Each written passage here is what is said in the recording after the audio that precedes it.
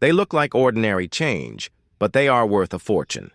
6 rare coins hiding in plain sight, 2 rare Washington quarters, 2 rare Jefferson nickels, and 2 rare Lincoln pennies, each one with a hidden story of minting errors, low mintages, and historical twists that turned pocket change into national treasures, a coin that may seem ordinary to some, but holds decades of history legacy and subtle numismatic value for collectors and enthusiasts alike. Now, the 1978 Lincoln penny is part of the long-running Lincoln cent series, which began in 1909 to honor the 100th anniversary of President Abraham Lincoln's birth. It was the first regularly issued United States coin to feature a real historical figure, and it was introduced during a time of significant national change, designed by Victor David Brenner, whose initials initially sparked controversy when they appeared too prominently on the reverse of the 1909 version. The Lincoln cent became one of the most recognized and widely circulated coins in American history. The design featured the profile bust of Lincoln on the obverse, a solemn yet approachable portrayal of the 16th president, whose leadership preserved the Union during the Civil War, and whose image became a symbol of unity, integrity, and American values over the decades. The reverse design of the Lincoln cent remained the wheat ears design from 1909 through 1958, symbolizing prosperity and agricultural strength until it was replaced in 1959 by the Lincoln Memorial design to mark the 150th anniversary of Lincoln's birth. The Lincoln Memorial reverse was created by Frank Gasparo, the chief engraver of the United States Mint at the time, and it added a monumental element to the coin, literally placing Lincoln within the memorial on the reverse and making him the only person depicted on both the obverse and reverse of a single U.S. coin.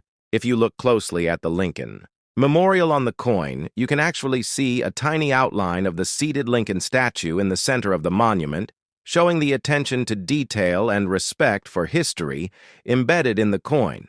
Now, fast forward to 1978, the Lincoln penny continued its long run in American pockets, purses, and piggy banks, minted primarily at 2 major U.S. mint facilities, Philadelphia and Denver, and these coins bear either no mint mark or the small D mark respectively. The composition of the 1978 penny remained the same as it had been since 1962, a blend of 95% copper and 5% zinc, giving the coin its iconic reddish-brown color. Though with age and circulation, many of these coins take on deeper, darker tones due to oxidation and handling. Over the years, it is worth noting that 1982 marked a major shift in the composition of the Lincoln cent, transitioning to a copper-plated zinc planchet to save on production costs. So the 1978 coin is part of the final stretch of traditional copper pennies and therefore of special interest to collectors who value pre-1982 copper cents not only for their history, but also for their intrinsic metal content. Looking closely at the 1978 Lincoln penny, you will notice several features that define its look. The inscriptions on the obverse include Liberty, the date 1978, and the national motto, In God We Trust, all encircling the enduring image of Lincoln facing right with a thoughtful expression. His collar detailed, and his hair and facial features engraved with remarkable precision, even after years of wear. The reverse showcases the Lincoln Memorial with the words, United States of America, above E pluribus unum, centered beneath, and 1 cent boldly below, a simple yet iconic layout that lasted from 1959 until 2008, when it was retired in favor of the Lincoln Bicentennial and later the Union Shield design in 2010 throughout 1978. The mints produced more than 8 billion Lincoln cents, with over 4.2 billion struck in Philadelphia and over 4.2 billion in Denver, making the 1978 Lincoln penny one of the most common coins of its era. But as collectors know, rarity is not the only value factor condition. Mint errors and historical context all play major roles.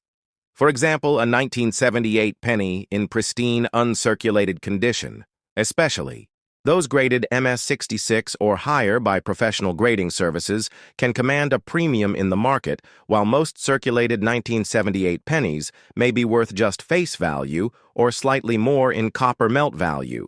It is the high-grade and error varieties that spark the true interest of numismatists. Errors such as off-center strikes, double dies, and clipped planchets have been found among 1978 cents, and these anomalies can fetch significant attention and value, especially when authenticated and certified by recognized grading institutions.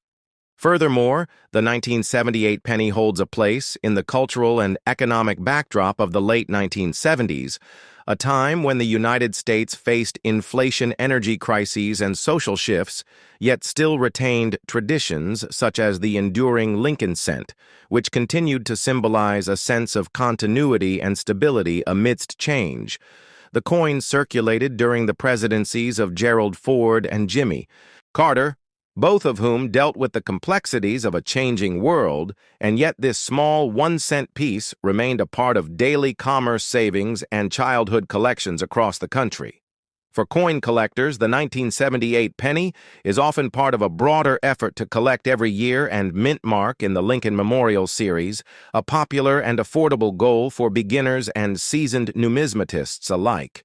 And because it is one of the last copper-based pennies before the 1982 transition, many collectors seek to stockpile them in rolls, bags, and albums. As both a historical and speculative investment, over the years countless people have found 1978 pennies in change, and while most are common, the thrill of discovering a high-grade or error coin makes the hunt worthwhile. So as we explore the story of the 1978 Lincoln penny, we do more than just look at a coin we connect with over a century of design artistry, political tribute, economic history, and cultural memory, all encapsulated in a small, round piece of metal that has passed through the hands of millions, perhaps even billions, and continues to be cherished, studied, and appreciated today. As we go deeper into this video, we will examine how the coin was made, how dies are used to strike the design onto blank planchets, how mint marks are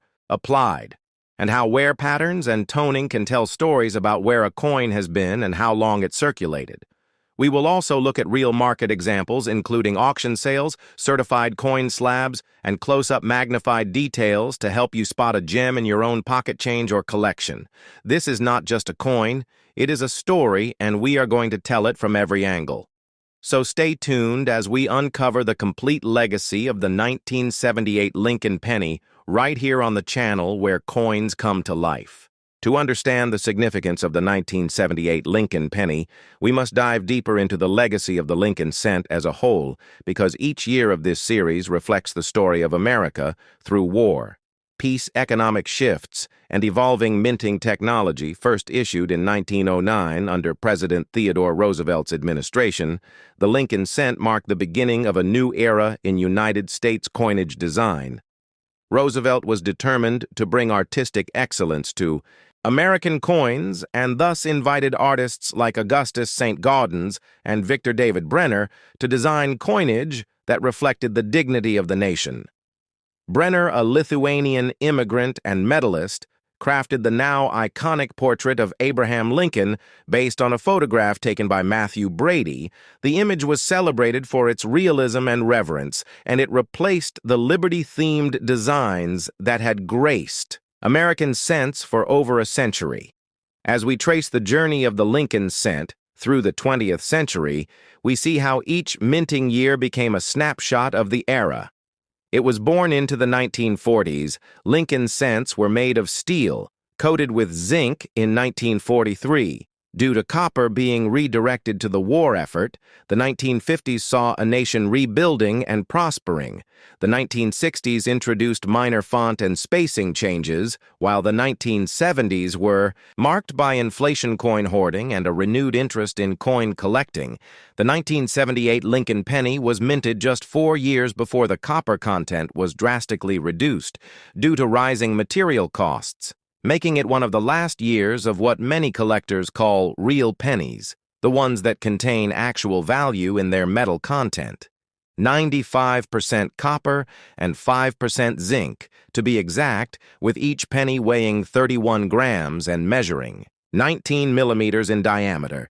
These coins were struck using high-pressure presses that forced the die impressions into the blank planchets, which were fed automatically, and struck at speeds of hundreds of coins per minute. This efficiency allowed the mints to produce billions of coins each year. And yet, despite their abundance, the artistry and quality of the engraving remained largely intact, especially on coins struck early in the die life with minimal wear. The 1978 coins from the Denver Mint bear the D mint mark located just below the date, while those from Philadelphia have no mint mark, which was standard practice at the time. Philadelphia mint marks would only begin appearing again on the cent starting in 2017 for a special occasion to honor the mint's 225th anniversary. Collectors often examine coins from both mints to compare strike quality with Denver, typically producing sharper details due to more modern equipment and less die fatigue. During that period, some coins from 1978 display weak strikes or die wear, resulting in blurry or incomplete details, particularly in Lincoln's hair and the columns of the memorial, which can affect a coin's grade and value. Speaking of grading, let us take a closer look at how the 1978 penny is assessed by numismatists using the Sheldon grading scale, which ranges from poor 1 to mint state 70. Most circulated 1978 cents fall into the VF or EF range, meaning very fine or extremely fine with minor to moderate wear on the high points, but uncirculated examples graded MS-60 or higher are valued for their sharpness, luster, and eye appeal. Coins graded MS-65 or higher, especially those with red designation, indicating original mint red color, are sought after and can sell for significant premiums, according to recent auction data. A 1978 D Lincoln cent, graded MS-67 red by PCGS or NGC, can fetch over $100, and even more if it is a rare top population coin among its peers. Error coins add another layer of interest to this year. Collectors should be aware of known varieties, including doubled die obverse examples in which letters and digits appear doubled due to a misalignment during the hubbing process, while major doubled dies for 1978 are not as well documented as in other years. Minor doubling and mechanical doubling can still be found and can be exciting discoveries for the sharp-eyed collector. Other mint errors, like off-center strikes where the coin is partially blank, die cracks where the design appears split or raised lines appear on the coin, and clipped planchets where the coin has a crescent-shaped edge due to a miscut, are all possible within the 1978 mintage and can dramatically increase a coin that might look ordinary at first glance, but carries a rich and fascinating history that stretches back more than a century. To truly understand the 1967 Lincoln penny, we must go back to the origins of the Lincoln cent itself. Introduced in 1909 to commemorate the 100th anniversary of President Abraham Lincoln's birth, it became the first U.S. coin to feature a real person. The decision to put Lincoln on the cent marked a turning point in American numismatics, and the public reaction was overwhelmingly positive. Victor David Brenner, the designer of the original Lincoln cent, created a portrait of Lincoln based on a photograph taken by Matthew Brady in 1864, and the design was instantly iconic. But there was early controversy, as Brenner had placed his initials VDB prominently on the reverse at the bottom of the coin, which led to criticism and their removal after only a short production run, making the 1909 SVDB one of the most sought-after and valuable Lincoln cents ever minted over the years. The Lincoln penny saw several subtle and not-so-subtle design changes, including modifications to Lincoln's bust, the lettering, and the wheat ears on the reverse, which remained until 1958, when the reverse design changed to the Lincoln Memorial in 1959 to honor the 150th anniversary of Lincoln's birth and the 50th anniversary of the penny itself. Fast forward to 1967, and the United States was in the middle of significant social, economic, and political change. The Vietnam War, civil rights movement, and space race were shaping the nation, and in the coin world, a major issue of coin hoarding and a resulting coin shortage had prompted the U.S. Mint to make several temporary policy changes in the mid-1960s. One of the most notable was the decision to suspend the use of mint marks from 1965 to 1967. This decision meant that all coins, including the 1967 Lincoln penny, were struck without mint marks, making it impossible to distinguish where they were produced. This was done to discourage collectors from hoarding coins based on mint origin and to keep more coins in circulation. The 1967 Lincoln penny was minted in large quantities at all three mints: Philadelphia, Denver, and San Francisco.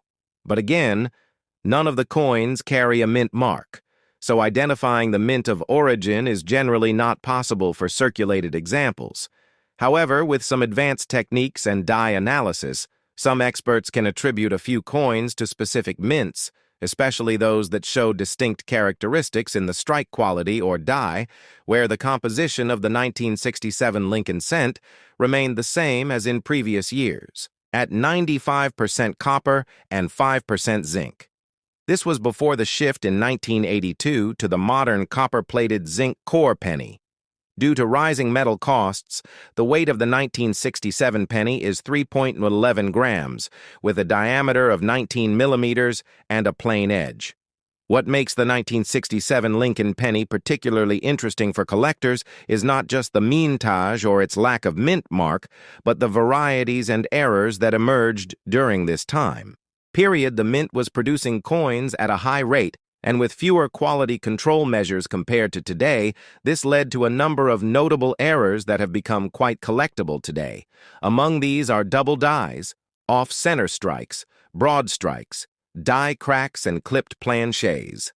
One of the most desirable errors from this year is the 1967 doubled die obverse, where strong doubling can be seen on the date and lettering, though scarce, it is a sought-after piece in high grades, and certified examples can fetch significant premiums on the market in addition to error coins.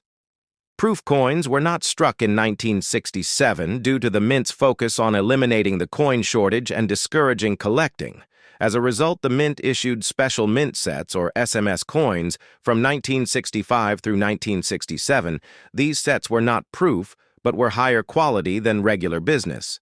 Strikes struck with more care and often showing better surfaces, and strikes the 1967 SMS Lincoln cent is known for having a sharper strike and in many cases a satin-like finish, which appeals to collectors. But grading these coins can be tricky since SMS coins fall somewhere between business strikes and proofs and must be evaluated carefully by experts in high grades, especially MS-67 and above. These coins can command impressive values from collectors who want to complete high-quality date sets over the years. The 1967 Lincoln penny has gained appreciation not only as a vintage copper cent, but as a piece of history from a transitional period in American coinage and society. It serves as a reminder of how economic pressures and national policy can directly influence the coinage that millions of people use. Every day, as we look at surviving examples from this year, especially those in brilliant uncirculated condition or with unique varieties, we see the legacy of a coin that bridged tradition and change in U.S. minting practices for collectors. Understanding the subtle nuances of this coin, including die varieties, strike differences, and surface quality, can provide a rewarding experience and potentially uncover hidden value in what might at first appear to be a common penny. This journey through the 1967 Lincoln penny is also a reflection on how even the most modest coins in our pockets can carry stories of the past, craftsmanship, politics, economics, and human ingenuity. The fact that this single cent represents all of these layers is what makes numismatics so fascinating for so many people.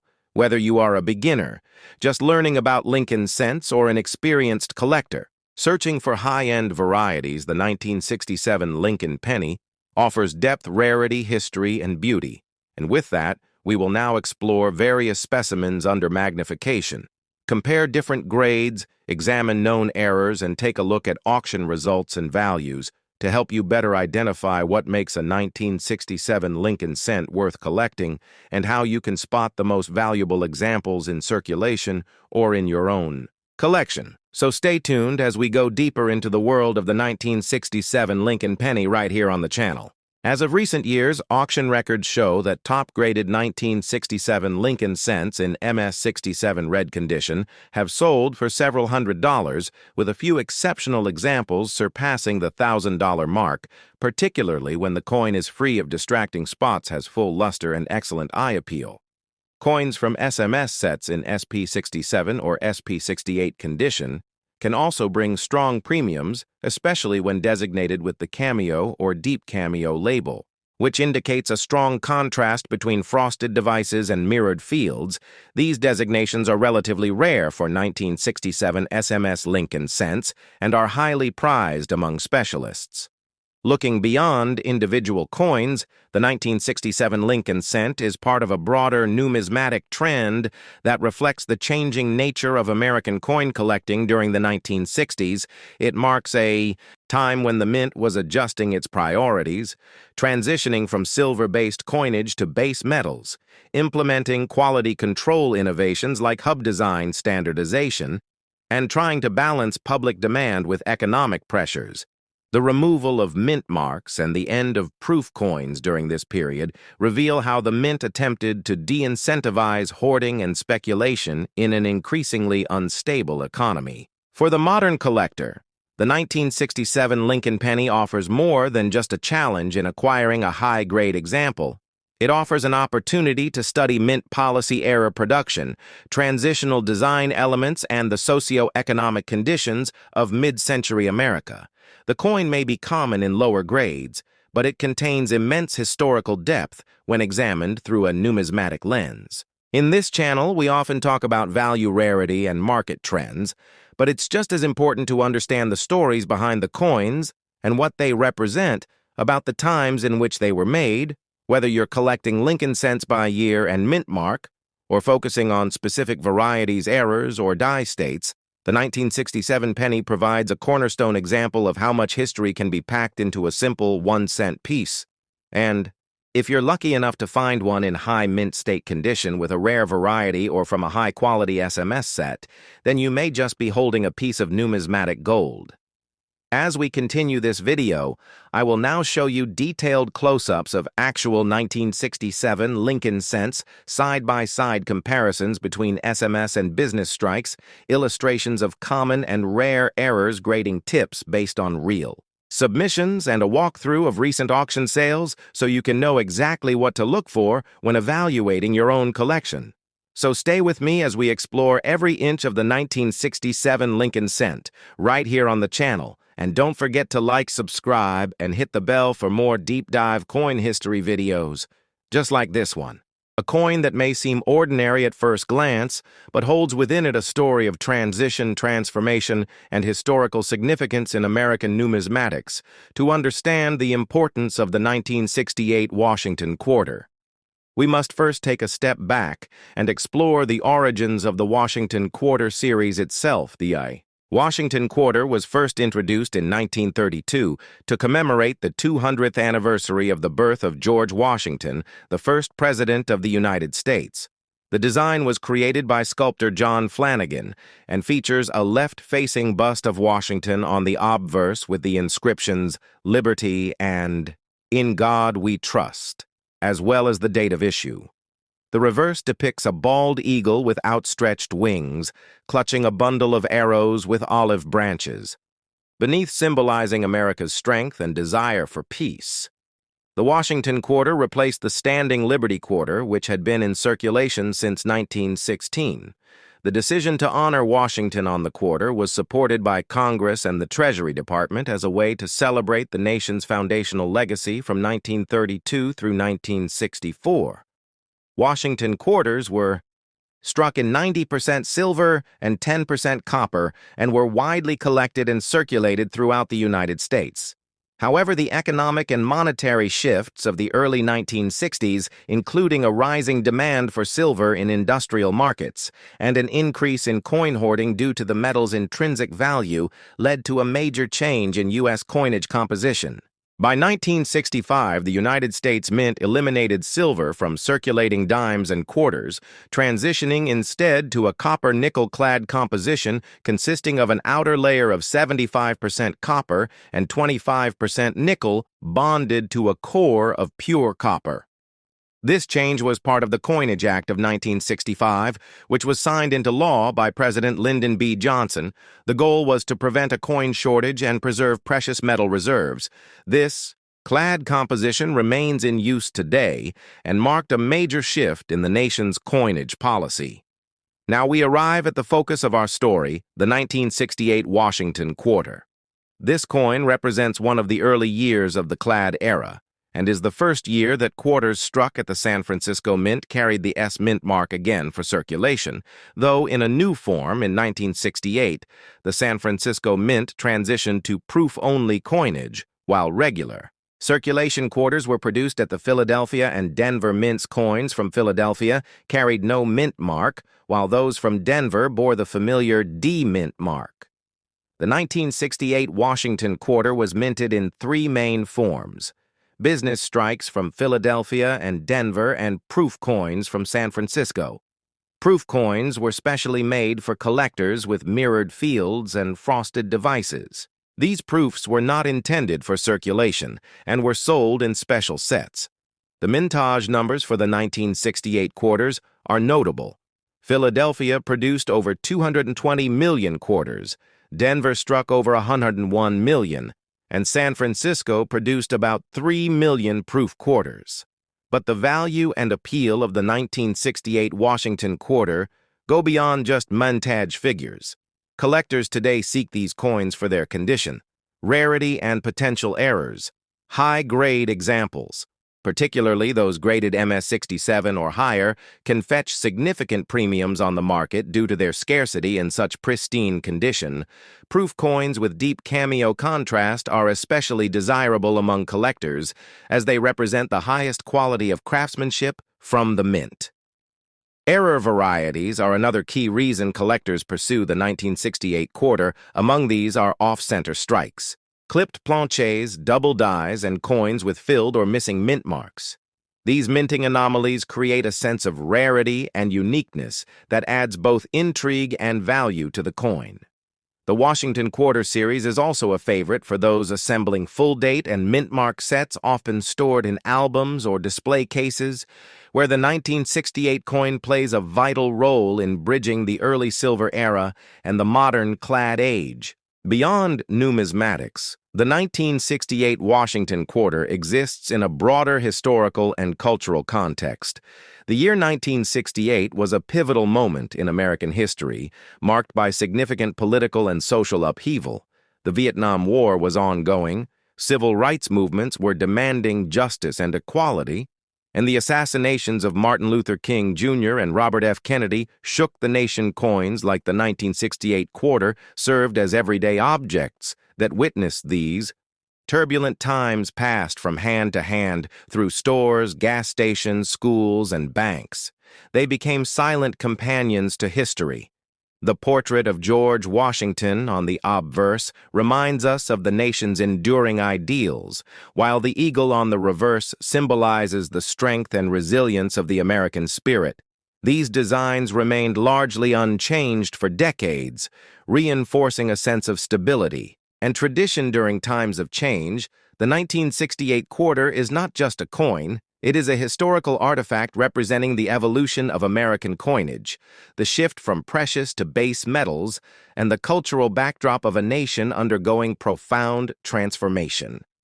Over the course of this video, we'll delve even deeper into the design details, the mintage breakdowns, error varieties, grading standards, and collector demand for the 1968 Washington quarter. We'll Also explore the broader Washington Quarter series from 1932 through the statehood quarter era, beginning in 1999 and beyond, helping you appreciate the full journey of this iconic American coin. So stay tuned as we uncover the complete story of the 1968 Washington Quarter and reveal why this clad coin from a transitional time still captures the fascination of collectors and historians alike through its history, metal composition, mintage, and market value.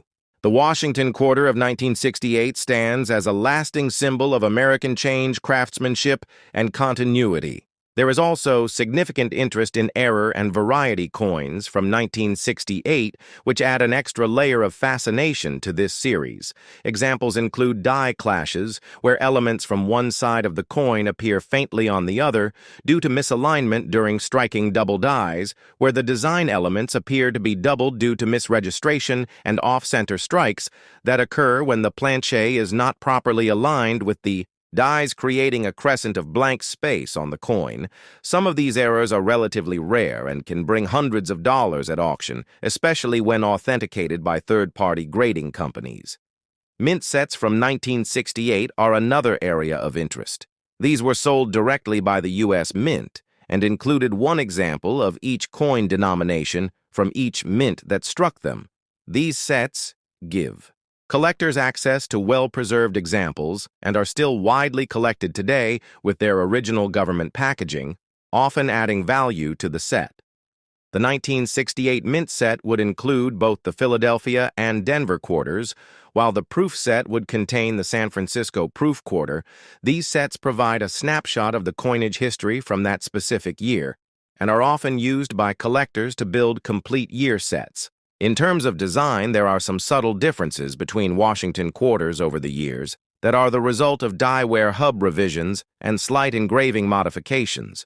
Although the core design remained the same from 1932 through 1998, there are small variations in Washington's bust lettering, spacing, and positioning of the mint mark that can be traced and categorized by advanced collectors known as die varieties or hub types. These distinctions require close examination and often the use of magnification or digital imaging technology to fully appreciate. Moving into the macroeconomic context, 1968 was a year where inflation and national budget concerns played a role in shaping coinage policy. The government was closely monitoring the cost of producing coins and ensuring that their face value remained higher than their production cost. The switch from silver to copper-nickel allowed for more economical minting practices and helped reduce hoarding behavior, which had plagued the earlier part of the decade when silver coins were being pulled from circulation en masse by both collectors and speculators. The broader numismatic community in the 1960s was also undergoing a transformation. Coin collecting was moving from a hobby of a few enthusiasts into a widespread pastime, with coin clubs flourishing across the country, numismatic publications growing in number, and coin shows becoming popular destinations for collectors, dealers, and investors alike. The 1968 Washington Quarter benefited from this heightened interest, as more people were looking at their change for hidden gems, rare mint marks, and valuable errors, and this trend helped elevate the status of even common circulation coins to objects of serious interest and potential value. In terms of long-term investment, the 1968 Washington Quarter holds steady appeal due to its role in the early clad era, its availability in high grades, its inclusion in official mint and proof sets, and its potential for dramatic mint errors and variety hunting. While it may not reach the legendary status of rarities like the 1916D Mercury dime or the 1932D and 1932S Washington quarters, in lower mintages, high-grade examples and certain proof issues of the 1968 quarter can absolutely stand out in the right collection, with their condition, rarity, and historical placement all playing key roles in their desirability. As we explore these details further, we'll break down auction records, recent sales price guides, market trends, and how modern collectors are integrating the 1968 quarter into sets registry, collections, and investment portfolios, with proper grading, authentication, and market knowledge. This humble coin can reveal layers of value and interest that go far beyond its 25-cent face value. It's a coin that represents a moment in American monetary policy, numismatic tradition, and everyday economic history, and it remains a key piece for anyone serious about collecting Washington quarters or building a comprehensive portrait of 20th-century American coinage. Stay with me as we go further into the story of this coin-examining minting technology, die-aging historical documents, collector anecdotes, and the legacy of the Washington Quarter program itself.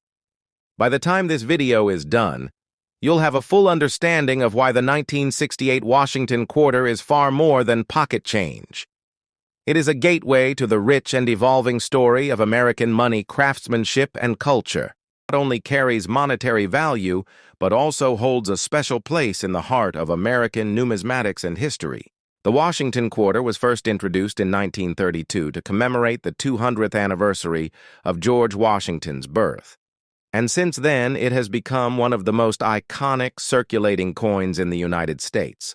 The obverse design featuring the bust of George Washington was created by sculptor John Flanagan and has remained largely unchanged for decades. The 1986 Washington Quarter is part of the Clad series, which started in 1965 after the United States Mint transitioned away from the 90% silver composition used from 1932 to 1964 due to rising silver prices, and the Coinage Act of 1965, which mandated the use of a copper-nickel clad composition. The 1986 quarters were struck at two main mints: the Philadelphia Mint with no mint mark, and the Denver Mint with a D-mint mark, and collectors often seek both examples for their collections. To understand the significance of the 1986 Washington Quarter, we must place it in its historical context. In the mid-1980s, the United States was experiencing political and economic change under President Ronald Reagan. The country was emerging from a recession and experiencing what became known as Reaganomics, a period of tax cuts, deregulation, and economic growth. The American public was embracing a new sense of optimism, and the quarter in their pocket was a small, yet constant companion in their daily transactions, from vending machines to parking meters. From a production standpoint, the 1986 Washington Quarter was made using a copper core sandwiched between two layers of copper-nickel alloy, giving it a total weight of 5.67 grams and a diameter of 24.3 millimeters. The reeded edge, a distinctive feature of the quarter, was originally intended to prevent clipping and counterfeiting, and this tradition continued in the 1986 release. Looking at mintage numbers, the Philadelphia Mint produced over 551 million quarters in 1986, while the Denver Mint produced over 504 million. This high mintage means that most 1986 quarters are common in circulated condition. But collectors know that finding examples in pristine, uncirculated condition or with special mint errors can make a coin significantly more valuable. Speaking of errors and varieties, the 1986 Washington Quarter has some interesting examples, including off-center strikes, die cracks, and double die obverses. Though not as famous or dramatic as some other years, these errors can still command a premium among collectors, especially when authenticated by reputable grading services like PCGS or NGC. The artistry of the Washington Quarter deserves special mention. John Flanagan's design was chosen over other submissions because it captured a dignified yet accessible image of Washington, adapted from the bust by French sculptor Jean-Antoine Houdin.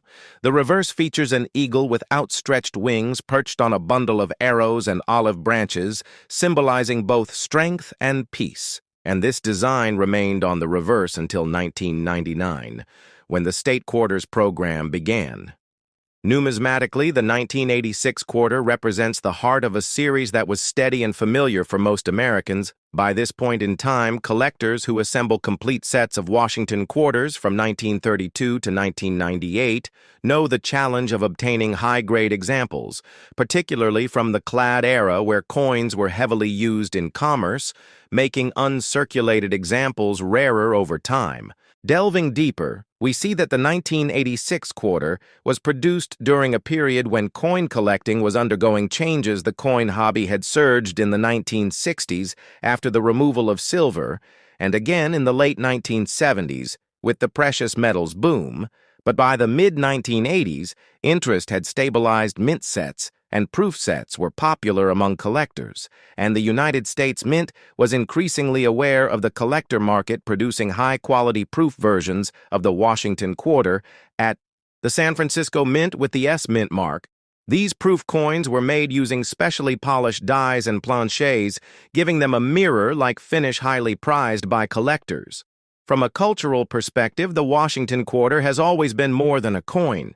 It is a small symbol of American identity carried by millions of citizens every day. The 1986 edition circulated during a time when the United States was solidifying its place as a global superpower following the tensions of the Cold War. Americans were watching the rise of personal computers, the space shuttle program, the growth of the financial markets, and the beginning of cable television. And through all these shifts, the quarter remained a steady companion. Collectors today know that while the 1986 quarter is generally not considered rare, its historical context makes it a worthy addition to any collection. Whether you are focusing on a date set, a mint mark set, or a type set, understanding the background of each coin deepens your appreciation of the hobby. Examining the luster strike and overall preservation of a 1986 quarter can reveal much about the minting technology of the time and about how coins travel through the economy. We can also explore the role of the quarter in everyday life. In 1986, vending machines, payphones, laundromats, and video arcade games all relied on quarters, and the average American household probably had a jar or drawer where spare change collected. The familiar clink of coins was part of daily life in ways that may seem nostalgic today as digital payments have become dominant. The tactile experience of handling coins, including the 1986 Washington Quarter, is something many collectors cherish and seek to preserve. Moving further, we should mention the grading of the 1986 quarter coins are graded on a scale from 1 to 70, with mint state coins graded from MS-60 to MS-70 and proof coins graded PR-60 to PR-70. Most 1986 quarters found in circulation fall between grades XF extra fine and AU, about uncirculated, while coins preserved in mint sets or rolls can achieve mint state grades. High-grade examples with full luster, no contact marks, and strong strikes are highly sought after by registry set collectors who compete to assemble the finest known sets of each series. In addition to standard issues, the 1986 quarter-proof coins are notable for their frosted devices and deep cameo contrast. They were sold in annual proof sets to collectors and are generally well preserved, making them excellent candidates for high-grade submissions. Collectors seeking to complete both business strike and proof strike collections of the Washington Quarter series will always include the 1986 examples. Looking even more broadly, we see that the Washington Quarter series reflects shifts in American coinage policy design and technology, from the introduction of the clad composition in 1965 to the use of computerized engraving techniques in the 1980s.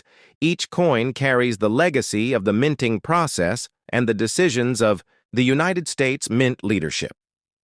The 1986 quarter represents a mature point in the series, when the design was well established, the production techniques were refined, and the collector market was steady. For those interested in assembling a deep and meaningful collection, studying the minor die varieties, mint errors, and condition rarities of the 1986 quarter can be a rewarding pursuit.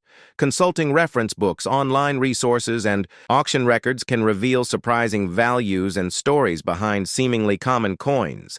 We also cannot ignore the international perspective. The Washington Quarter, including the 1986 issue, is one of the most recognized and circulated coins globally, often found in the pockets of travelers, servicemen, and tourists. Its familiar design makes it an ambassador of American culture and commerce around the world. As we near the end of this exploration, let's reflect on the long tradition that the Washington Quarter represents, first minted in 1932. And continuing with various redesigns up to today, the series tells a story of American history, art, politics, and economics. The 1986 edition sits right in the heart of this story, reminding us of a time when the United States was optimistic and confident, poised on the edge of new technological and cultural horizons. 1986, Washington Quarter. I hope you feel inspired to look at your own change jar or coin collection with fresh eyes and to appreciate the rich stories behind these small but mighty pieces of history. Stay tuned for more detailed explorations, right here on my channel. Rare Coins, Washington Quarters, 1986. Coins where we continue to uncover the hidden treasures of numismatic history and bring their stories to life for collectors and enthusiasts around the world. America's most beloved coin series. So sit back, relax, and let us embark on an exploration that could easily fill 2 hours of rich numismatic storytelling. The Jefferson Nickel was first introduced in 1938, replacing the Buffalo nickel after a national competition called for a new design that honored the third president of the United States, Thomas Jefferson. The winning design by sculptor Felix Schlag featured a left-facing portrait of Jefferson on the obverse and Monticello, his iconic Virginia home, on the reverse. The coin became an instant symbol of American ideals, architecture, and the Enlightenment legacy of Jefferson himself. The year 1955 is a pivotal chapter in the Jefferson Nickel series because it marks a time of post-war America with booming industries, suburban growth, and cultural shifts as the country stood at the forefront of the Cold War era. The U.S. Mint in Philadelphia produced the 1955 Jefferson Nickel without a mint mark, while the Denver Mint produced a D-mint mark version which carries its own set of characteristics and rarity factors. Philadelphia struck over 7.8 million nickels in 1955, making it one of the lower mintage years, and Denver struck just over 74.5 million coins, making the D-mint nickels far more common for collectors when examining the physical characteristics of the 1955 Jefferson Nickel. One notes the metal composition of 75% copper and 25% nickel. The coin weighs 5 grams and measures 21.2 millimeters in diameter with a smooth edge and a plain rim. Its design elements include sharp details on Jefferson's hair coat and facial features, as well as fine architectural details on Monticello that can be used to assess strike quality, and condition grading is a crucial part of any numismatic discussion, and the 1955 Jefferson Nickel offers fascinating insights into how wear, luster, strike, and eye appeal affect its value in the circulated grades, such as good, very good, and fine. These coins generally show heavy wear with flattened design elements, but in the uncirculated and mint state grades, collectors look for full steps on Monticello sharp definition and minimal bag marks. The full steps designation is particularly sought after by collectors as it indicates an especially sharp strike on the reverse, where all 5 or 6 steps at the base of Monticello are fully visible under magnification. The historical backdrop of 1955 is equally important to understanding the coin's context. The United States was in the middle of the Eisenhower presidency, and the Cold War tensions were mounting globally. This was the era of rock and roll's rise, the birth of the American teenager, and the beginnings of the civil rights movement, all of which played into the cultural fabric that surrounded the minting of every coin that year in terms of minting technology. The 1955 Jefferson Nickel was struck using standard press machinery of the era, which often led to inconsistent strikes, die wear, and occasional errors and varieties. Error collectors are particularly interested in double die varieties, off-center strikes, clipped planchets, and repunched mint marks. Although no major double die varieties are confirmed for the 1955 Jefferson Nickel minor varieties, and die states can still be found, adding intrigue for sharp-eyed collectors when discussing the market value and collectability of the 1955 Jefferson Nickel. One must break it down into circulated versus uncirculated examples. Circulated coins are common and affordable, but mint state examples, especially those with full steps, can command premium prices at auction or through private sales. The coin market fluctuates based on collector demand, population reports, and grading trends. And so careful study is essential before buying or selling one of these nickels over the decades. The Jefferson nickel has faced both praise and criticism in numismatic circles, with some arguing that its design became stale after many years, while others admire its classic look and historical significance. The 1955 coin holds a special place because it stands at the midpoint between the early years and the later redesigns, which eventually saw modifications in the late 2000s. The Jefferson Nickel series also serves as a teaching tool for understanding U.S. history, from Jefferson's authorship of the Declaration of Independence to his role in the Louisiana Purchase and the shaping of democratic ideals. His legacy is literally carried in the pockets of millions of Americans. Collectors often use Jefferson nickels to teach young numismatists about coin grading history, metal composition, and the broader strokes of American political and cultural development. Examining a single year like 1955 offers endless opportunities for exploration, including the social history of the United States, the economics of mid-century minting, the artistry of coin design, and the technical challenges faced by the mint, from die preparation to plancher quality control. In addition to individual collectors, many Jefferson nickels are part of larger assembled sets, such as full-date runs, mint mark collections, and specialized full-step sets, which can take years to complete and represent significant investments of time, money, and expertise. When examining auction records, we see that top-quality 1955 Jefferson nickels, with perfect strikes and full steps, have sold for impressive sums, underscoring the importance of condition, rarity, and provenance in numismatic value. We also find that coins pulled directly from original bank rolls or mint sets sometimes reveal surprising gems overlooked for decades, waiting to be discovered by the careful hands of a collector. In terms of public recognition, the Jefferson nickel might not command the same spotlight as the Lincoln cent or the Mercury dime, but its place in American coinage is secure as both a circulating workhorse and a collectible item. Its production over the decades tells a parallel story of U.S. history, technological advancement, and artistic evolution, from the sculptor Felix Schlag's original clay models to the final approved design to the countless billions of nickels that passed through American hands.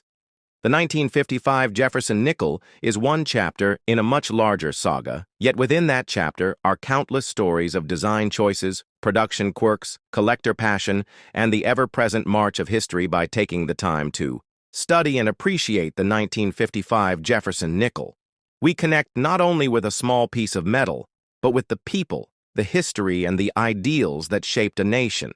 And so as we continue this detailed exploration, we will look deeper into die varieties, mint records, collector anecdotes, market analysis, and the enduring allure of one of America's longest-running coin series. Buckle up for an in-depth journey through numismatic history. The story of the 1955 Jefferson nickel awaits you with all its complexity, richness, and timeless appeal. Welcome back to Rare Coins, where we celebrate the history, art, and legacy behind every coin in your collection. It carries a deep legacy of American culture, design transition, and numismatic significance. The Jefferson nickel, first minted in 1938, replaced the Buffalo nickel and was created to honor the third president of the United States, Thomas Jefferson, a founding father whose influence on the early American Republic was profound in every possible way. The design of the Jefferson nickel was originally crafted by Felix Schlag, a German-born American sculptor whose vision of the coin captured the spirit of American neoclassical architecture by featuring a left-facing profile of Thomas Jefferson on the obverse and Jefferson's iconic Virginia estate, Monticello, on the reverse. The Jefferson nickel became a staple of American coinage for decades. Through war and peace, through economic booms and downturns, the coin remained a constant presence in the pockets of millions. Now we turn our attention specifically to the year 1968, a time of great change not only in American society, but also in the U.S. Mint itself, the 1960s were a decade marked by civil rights movements, space exploration, the Vietnam War, and major changes in U.S. monetary policy. Following the Coinage Act of 1965, the United States transitioned away from silver coinage in many denominations, while the Jefferson nickel continued to be struck in a copper-nickel alloy, as it had been since 1946. It was still subject to changes in minting technology and production methods. The year 1968 was particularly notable for the reintroduction of mint marks, which had been removed from coins between 1965 and 1967 to prevent coin hoarding during a time of economic uncertainty. In 1968, the U.S. Mint resumed the use of mint marks on coins and for the first time began striking proof coins at the San Francisco Mint rather than Philadelphia. The 1968 Jefferson Nickel was struck at 3 mints, Philadelphia, Denver, and San Francisco. The regular circulation strikes came from the Denver Mint, which bears the D Mint mark, while San Francisco produced proof coins with the S Mint mark, and no nickels were struck for circulation. At the Philadelphia Mint that year, this year is important for collectors because it represents the first year since 1964 where mint marks reappeared, and also because the San Francisco Mint proof nickels from 1968 were among the first to be struck with modernized equipment that improved the quality and finish of the coins. Let us take a deeper look at the design details of the 1968 Jefferson nickel. The obverse features a left-facing bust of Jefferson based on a Rembrandt Peale portrait. The inscription, "In God We Trust," appears to the left of Jefferson's portrait, while liberty and the date, 1968, appear to the right. The edge of the coin is plain with no reading, and the coin has a diameter of 21.2 millimeters and weighs 5 grams. The reverse of the coin shows Monticello Jefferson's plantation, home in Virginia, with the word Monticello directly below the image. E pluribus unum curves around the top, and United States of America. 5 cents appears at the bottom. This design remained largely unchanged until a major redesign in the early 2000s. But in 1968, the design was still very much Felix Schlage's original vision.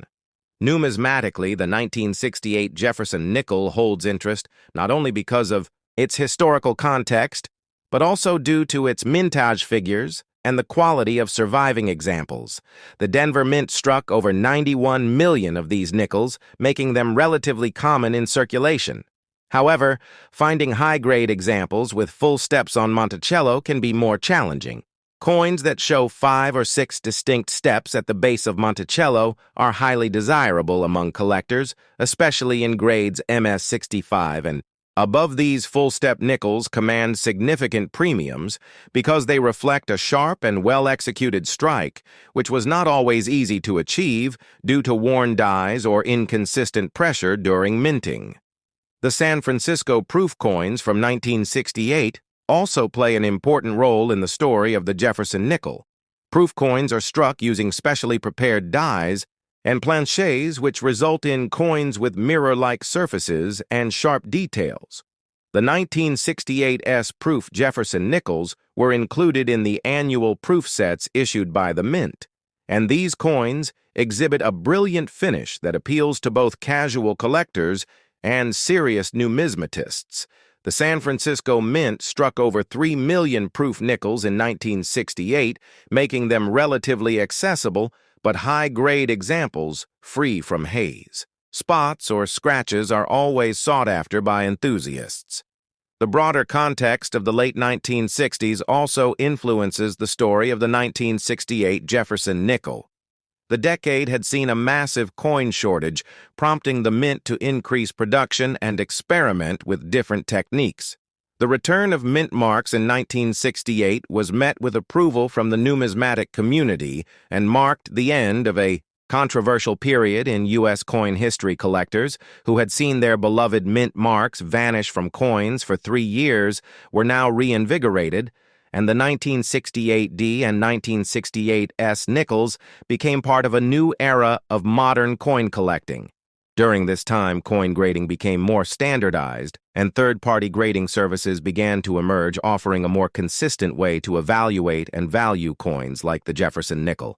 In terms of varieties and errors, the 1968 Jefferson nickel does not have as many dramatic die varieties as some other dates, but there are still a number of minor die clashes, double dies, and planchet errors that can be found by those who look closely. Examples of 1968 nickels with repunched mint marks or doubling on the lettering have been documented and are always exciting discoveries for collectors and error enthusiasts alike. Additionally, the coin's long lifespan in circulation has resulted in many examples with heavy wear corrosion or discoloration, making it a challenge to find coins in pristine condition over 50 years after their production. As we explore the impact of the Jefferson nickel, we must consider its cultural significance. Thomas Jefferson was not only a president, but also a statesman, diplomat, philosopher, and architect. His role in drafting the Declaration of Independence and his vision for a democratic America left an indelible mark on the nation.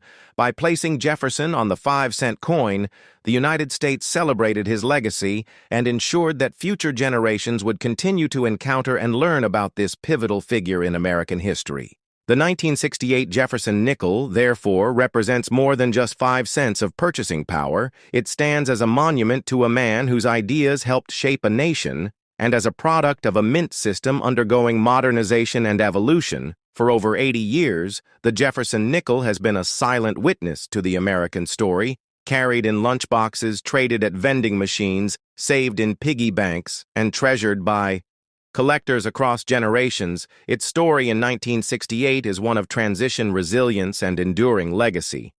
As we continue our exploration, we will delve into the technical processes behind the minting of the 1968 Jefferson nickel, including die creation, planchet, preparation, quality control, and distribution practices.